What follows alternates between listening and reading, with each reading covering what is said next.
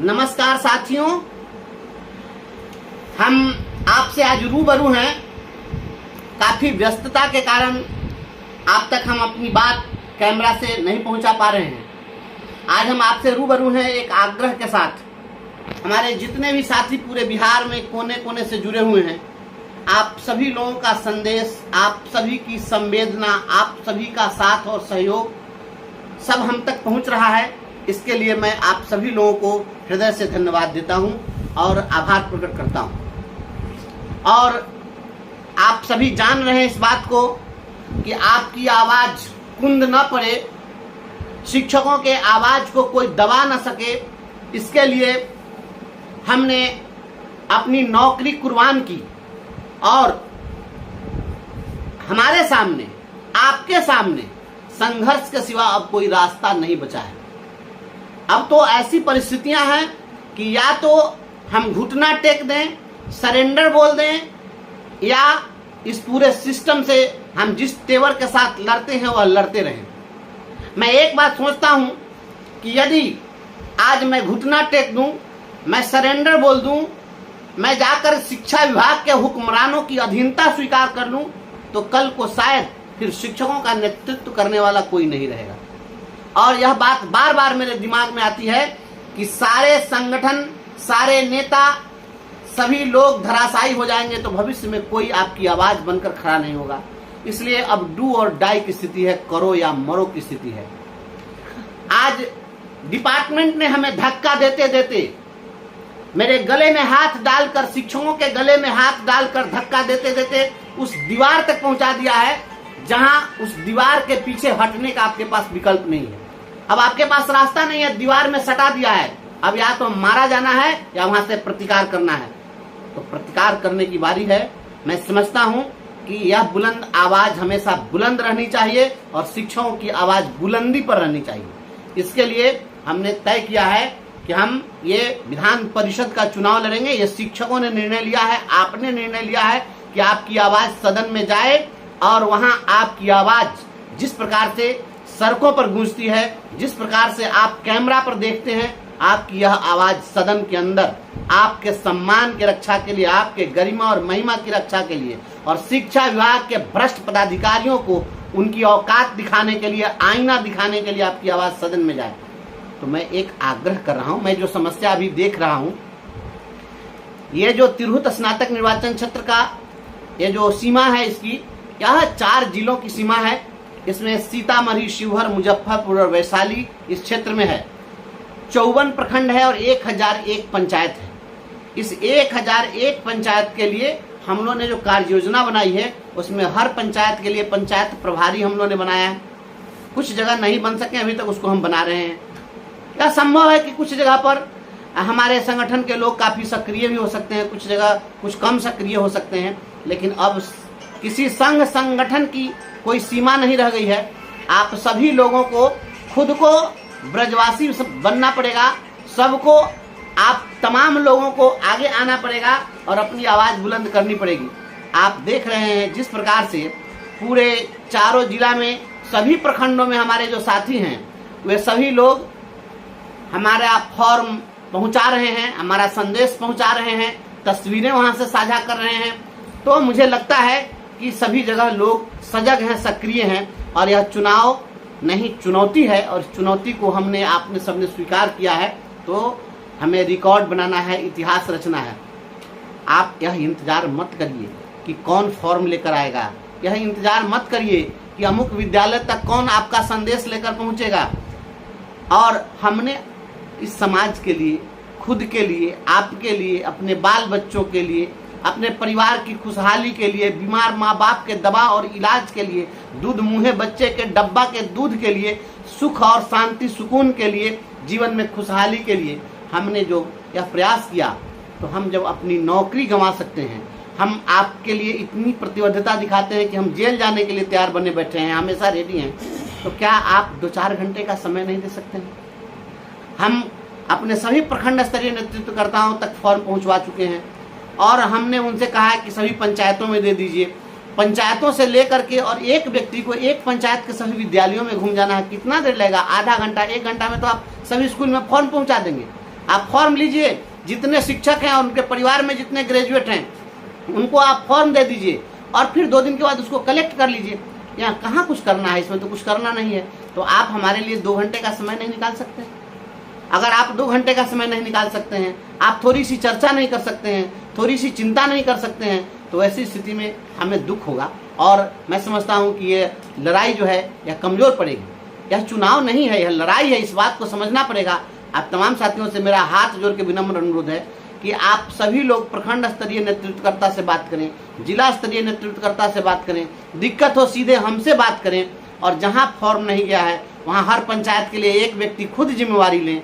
जहां कम वहां हम, इस फॉर्मूले पर आप काम करिए कि जहां कोई नहीं हो रहा है वहां कोई तो साथी आगे आइए। मुझे खुशी होगी और तब मुझे इस बात के लिए गर्व होगा कि हम जिस समाज के लिए लड़ते हैं वह समाज आज हमारे साथ मजबूती के साथ खड़ा है। नहीं तो मेरा भी मनोबल छोटा होगा, आप सभी लोग। और एक बात मैं आपको बताना चाहता हूं, इस मैसेज को आप लोग अधिक से अधिक लोगों तक पहुंचाइए। इस तिरहुत स्नातक निर्वाचन क्षेत्र से एक डॉक्टर प्रत्याशी बन रहे हैं और वो डॉक्टर साहब बहुत बड़े डॉक्टर हैं, बहुत बड़े पूंजीपति हैं, पॉलिटिकल फैमिली से आते हैं। और उनकी करतूत जान लीजिए, मैं आपको बता रहा हूं। आज मैं कांटी गया था और मैं वीरपुर गया था, मोतीपुर के कुछ पंचायतों में गया था। तो जब मैं वहां गया तो मैंने देखा कि वहां एक शिक्षक निर्वाचन क्षेत्र के पूर्व विधान पार्षद तथा कथित शिक्षक नेता वो घूम रहे थे उस डॉक्टर साहब के लिए कि उनके लिए आप वोटर बनिए, और स्कूलों में घूम रहे थे। तो मैं आपको बता देता हूं कि ये जो डॉक्टर साहब हैं मुजफ्फरपुर वाले, आए जो तिरहुत स्नातक क्षेत्र में आपको स्कूल में जो फॉर्म भेज रहे हैं, तो और जो भी उनका नाम लेकर जा रहे हैं एमएलसी साहब लोग रिश्तेदारी निभाने के लिए, तो आप इनसे एक बात जरूर पूछिए कि मुजफ्फरपुर का जो ये माफिया डीओ है अजय कुमार सिंह, जो ये गुंडागर्दी करता है और हमारे प्रधानाध्यापक राकेश कुमार को वह जा करके गुंडों के साथ मारपीट किया स्कूल में, उस मामले में वह खुद मारपीट किया और जाकर एक फर्जी जो है वह बनाया इंजूरी रिपोर्ट। मैं भंडाफोड़ कर रहा हूं, ये इंजूरी रिपोर्ट यही मुजफ्फरपुर वाला डॉक्टर साहब बनाए थे। और एक्सरे और सीटी स्कैन में उनको फ्रैक्चर दिखा रहे थे डीओ साहब को।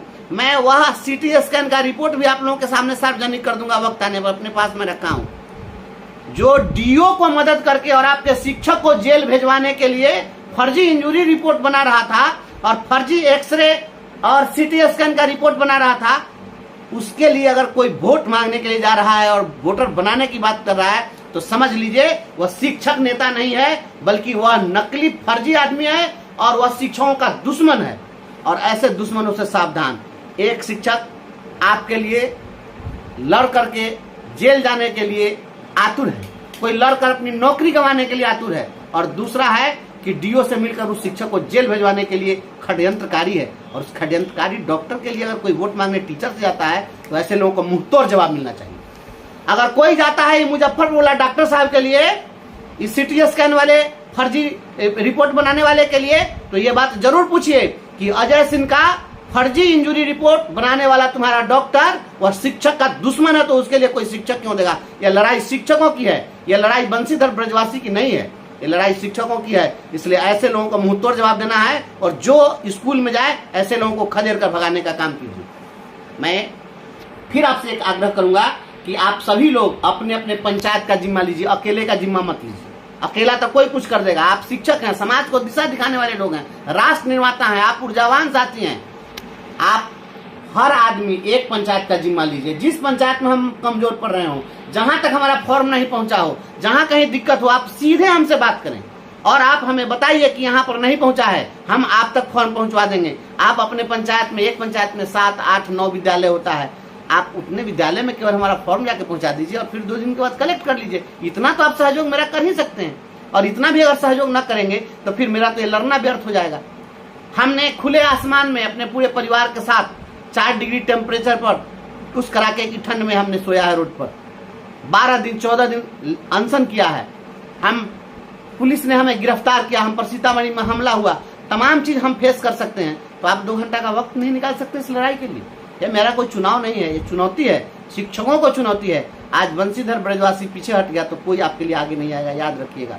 इसलिए शिक्षकों के सम्मान स्वाभिमान को बरकरार रखिए। और देखिए हमारे साथ दीनबंधु क्रांतिकारी जी हैं, ये औराई के साथी हैं और नाम जैसा क्रांतिकारी है, क्रांतिकारी नौजवान आपके साथ लगातार ये मॉनिटरिंग में लगे हुए हैं। मुजफ्फरपुर से लेकर के चारों जिले का मॉनिटरिंग कर रहे हैं, पूरा समय दे रहे हैं। ये शिक्षक नहीं है, इसके बावजूद इस लड़ाई में एकदम आगे हैं और मोर्चाबंदी शुरू कर दिए हैं। इसलिए आप सभी लोग देखते रहिए और सत्ता के गलियारे तक आपकी आवाज गूंज रही है। आज बड़े बड़ी पॉलिटिकल पार्टियां हमसे संपर्क कर रही है कि आप जिताऊ कैंडिडेट हैं, आप हमारा प्रत्याशी बन जाइए। तो ये सब आपकी ताकत है, शिक्षकों की ताकत है। इसलिए इस ताकत को और आगे बढ़ाना है, मजबूत करना है। कुछ कहेंगे दीनबंधु भाई, आप इनके संदेश को सुनिए। नमस्कार, मैं दीनबंधु क्रांतिकारी औराई से मैं आप तमाम शिक्षकों एवं जितने भी बुद्धिजीवी हैं, मैं उनसे यही आग्रह कर रहा हूं कि ये लड़ाई संघर्ष की लड़ाई है। ये लड़ाई राजनीति में हो रहे व्यवसायीकरण और एक आम संघर्ष कर रहे कार्यकर्ता कैसे राजनीति में आगे आए, उसकी लड़ाई है। और खास करके मैं सभी शिक्षक बंधुओं से यह अपील करना चाहता हूं कि जो व्यक्ति निरंतर आपकी आवाज को बुलंद करने के लिए न कभी अपने जान का परवाह किया, न कभी अपने परिवार का परवाह किया और न ही अपने नौकरी का परवाह किया और लगातार आपकी आवाज को उठाते रहे। बीच में एक तानाशाह जो शिक्षा विभाग में आए के पाठक जी, उनके खिलाफ बिहार में कोई भी नेता, उनके भ्रष्टाचार के खिलाफ कोई भी नेता बोलने को तैयार नहीं था। उस वक्त इन्होंने एक सुर में उनके तानाशाही एवं उनके समझिए कि व्याप्त भ्रष्टाचार, एक बहुत बड़ा घोटाला बिहार में हुआ, उसको उजागर करने का काम किया। उसका नतीजा यह हुआ कि इन्हें नौकरी से बर्खास्त कर दिया गया। आज अगर बंशीधर ब्रजवासी सदन में नहीं जाते हैं तो आप समझिए कि आपकी आवाज को गला घोंटकर बंद कर दिया जाएगा। कोई आपके लिए आवाज उठाने को तैयार नहीं रहेगा। इसलिए मैं तमाम शिक्षक बंधुओं से यह अपील कर रहा हूं कि हम सभी सामाजिक कार्यकर्ता इनके साथ हैं। आप आगे आइए और ज़्यादा से ज़्यादा वोटर बनाने पर हम लोग काम करें। साथ ही मैं सामाजिक कार्यकर्ताओं से यह अपील करना चाहता हूं कि हम सभी अभी जो एमएलसी का जो चुनाव होता है, इसमें जो स्नातक पास है वो वोटर बन सकते हैं। इसमें 1 रुपये का खर्चा नहीं है। लेकिन अभी जो स्थिति बना हुआ है कि जितने भी धन पशु हैं, धन कुबेर हैं, वही एमएलसी का चुनाव लड़ सकते हैं, वही विधायक का चुनाव लड़ सकते हैं, वही सांसद का चुनाव लड़ सकते हैं। लेकिन जब आम सामाजिक कार्यकर्ताओं के साथ कोई घटना दुर्घटना हो जाती है या किसी ग्रेजुएट युवाओं के साथ अगर कोई घटना दुर्घटना होता है तो ये धन पशु आपके पास नहीं आएंगे। आपको इनके दरबार में जाना पड़ता है और इनके दरबार में पहले उनके कुत्तों से, उनके गार्ड से फरियाने के बाद उनके पीए से फरियाना पड़ता है, तब जाकर के मालिक का दर्शन होता है। ऐसे लोगों से सावधान रहें और आइए एक आम सामाजिक कार्यकर्ता को सदन में भेजें ताकि सड़क की आवाज सदन में गूंज सके और एक मजबूत और एक बेहतर साफ सुथरा विकल्प हम तिरहुत निर्वाचन क्षेत्र को दें। यही मेरा अपील है। नमस्कार।